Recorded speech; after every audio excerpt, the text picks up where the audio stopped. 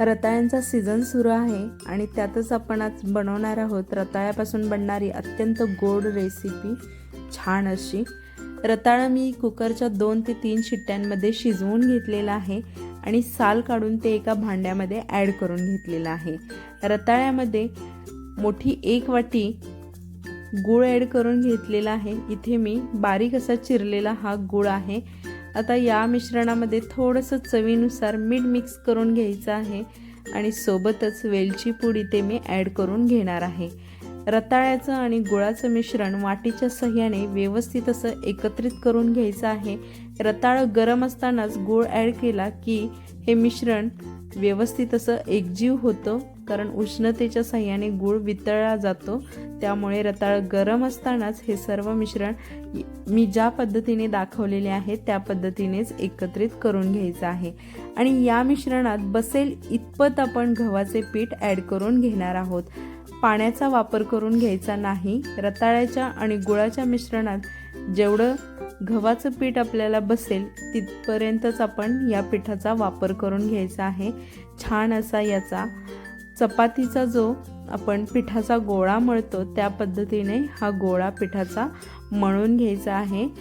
External असा मी पाण्याचा इथं वापर केलेला नाही आणि अशा पद्धतीने हा पिठाचा गोळा तयार करून आपला झालेला आहे।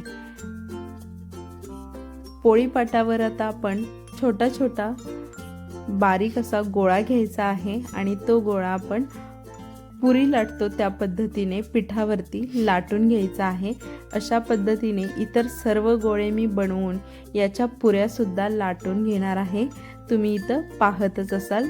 तुम्हाला हवे असल्यास तुम्ही तेलावर सुद्धा लाटू शकता, पण पिठावरती अत्यंत सुंदर आणि झटपट अशा या पुऱ्या लाटता येतात।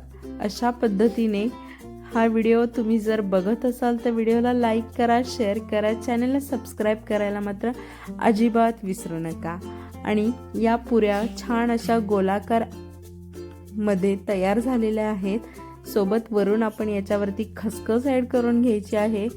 ऑप्शनल आहे, तुम्हाला आवडत असेल तर तुम्ही ॲड करा, नसेल तर तुम्ही तशाच पुऱ्या तळू शकता।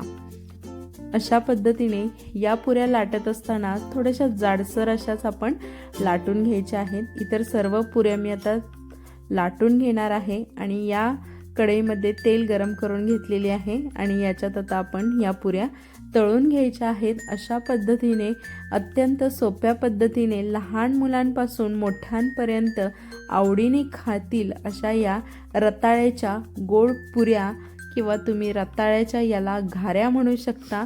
ही रेसिपी मात्र तुम्ही नक्की ट्राय करून पहा। व्हिडिओला लाईक करा, शेअर करा, चॅनलला सबस्क्राईब नक्की करा। मी रिपीट सांगते, मग तुम्ही हा व्हिडिओ पाहत असाल तर चॅनलला नक्की सबस्क्राईब करा।